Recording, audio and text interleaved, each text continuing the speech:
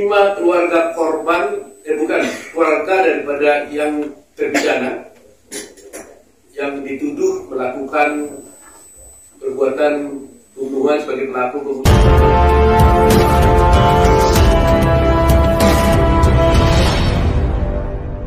Baik teman-teman wartawan sekalian, terima kasih atas kehadirannya dalam acara konferensi pers hari ini. Hari ini kami mendapat kehormatan Kang Didi, sebelum pasti sudah kenal, Didi Mulyadi, yang selama ini begitu aktif menaruh perhatian pada kasus Vina, yaitu banyak melakukan investigasi, pertemuan-pertemuan mengenai kasus Vina ini, sebagaimana kita ketahui bersama dan kita bisa lihat di vlog-vlog dia maupun di dalam video-video yang sudah ditayangkan di media sosial. Kedatangan Pak Dedi ini tidak sendiri, tapi beliau datang bersama dengan 4 orang. Nanti saya jelaskan 4 orang ini adalah 4 orang saksi yang pernah diperiksa di Polda Jawa Barat dan juga pernah menjadi saksi dalam perkara Vina pada 2016 yang lalu. Selain 4 orang ini, kami juga kedatangan bersama dengan Kang Dedi 5 keluarga korban, bukan, keluarga daripada yang terpidana yang dituduh melakukan perbuatan pembunuhan sebagai pelaku pembunuhan Vina, yaitu diantaranya orang tua daripada apa? Eko, Yaya, Supriyanto, terus Sandi, terus sama Hadi Saputra. Jadi ini keluarganya ini. Bersama Kang Dedi mereka datang di sini mengadukan bahwa menurut keterangan daripada orang tua yang 5 orang ya, berarti ya 5 orang ini, sesungguhnya mereka ini tidak pernah melakukan perbuatan yang sudah dijatuhkan hukuman kepada mereka. Tetapi mereka dulu terpaksa mengakui dalam berita acaranya karena ada penekanan, penyiksaan terhadap mereka sehingga terpaksa mengaku. Itu cerita yang kami dapatkan dari keluarga orang tua daripada 5 orang tersebut. Di samping itu ada 4 orang di sini saksi. Yang 4 orang ini adalah satu bernama Okta ya, mana Okta? Okta, ya. Kemudian saudara Teguh. Ini Teguh. Kemudian saudara Pramuji, ya. Pramudia, ya. Kemudian Ahmad Saifuddin. Nah, 2 di antaranya ini pada waktu 2016 dulu itu adalah pernah menerangkan hal-hal yang sesungguhnya tidak sesuai dengan yang fakta yang sebenarnya. Tapi 2 di antaranya tetap konsisten dengan apa yang sebenarnya, yaitu adalah saudara Okta dan saudara Abu Safudi.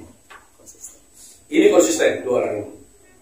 Sedangkan yang Pramudia dan Teguh datang ke kami dan tadi bertemu di atas menceritakan bahwa sesungguhnya apa yang saya ceritakan yang dulu itu tidak benar dan bermaksud untuk mencabut semua keterangan mereka dan akan menyatakan yang sebenarnya. Sebelum Kang Dedi akan bercerita, saya jelaskan dulu bahwa dalam rangkaian peristiwa pembunuhan yang dulu dilakukan ini ada satu alibi yang sebenarnya mereka ajukan, di mana pada jam yang sama pada tanggal 27 Agustus 2016 sesungguhnya mereka adalah tidur di rumahnya Pak Lurah dan Pak RT, Pak Parsen namanya, di rumah anaknya. Di rumah anaknya. Ya. RT-nya ada di sampingnya. Di sampingnya.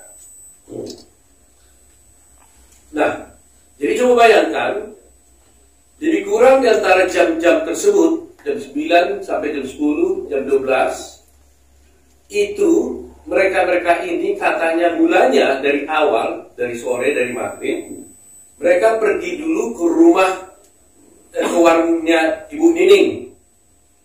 Dari rumahnya Ibu Nining, mereka pergi ke rumahnya bapaknya Hadi, rumah Hadi. Dari rumahnya Hadi, lebih kurang jam 9, jam 10, mereka pergi ke rumahnya anaknya Pak RT. Dan tidur sampai pagi. Jadi artinya, peristiwa yang dituduhkan kepada mereka itu, yang terjadi di jam-jam yang sama, lebih kurang dari jam 10, jam 9, 10 sampai jam 12 itu, di hari yang sama, tanggal 27 Agustus 2016 itu, mereka itu berada di rumah RT. Di rumah anaknya ketua RT. Sehingga, kalau ini benar, maka berarti peristiwa mereka melakukan pembunuhan itu adalah pasti tidak benar. Mereka mengatakan, saya tanya kepada Pramudia, coba jawab, kenapa saudara Pramudia dulu kamu mengatakan bahwa kamu sebenarnya tidak benar ada di rumah itu, di rumah RT, gitu ya? Nah, sekarang dia bilang sesungguhnya tidak benar, dia ada katanya. Coba jelaskan dulu. Coba. Sebenarnya waktu ada wireless mic. Nama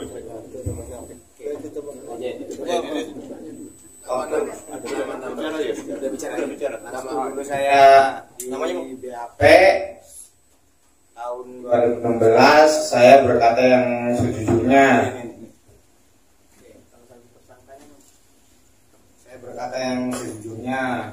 Lalu itu diralat oleh polisi.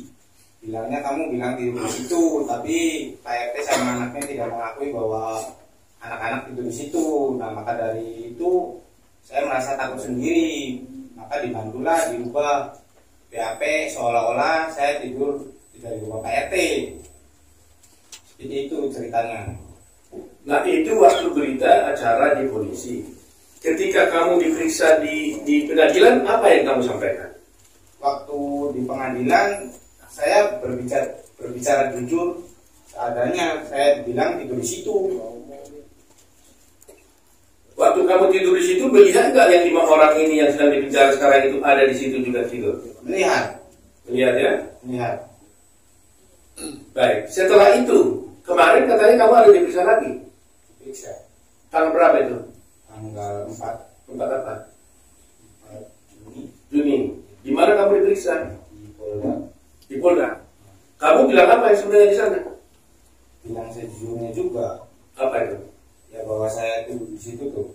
Oh, jadi berita acara kamu situ di BAP kemarin? Cuma bukan diralat sih, jadi kayak diomongin benar aja, kamu bilangnya tidur di situ, sedangkan Pak RT-nya tidak mengakui bahwa anak-anak tidur di situ. Terus? Jadi kan saya ngerasa takut lagi itu Pak. Lagi? Gimana kamu dipukul?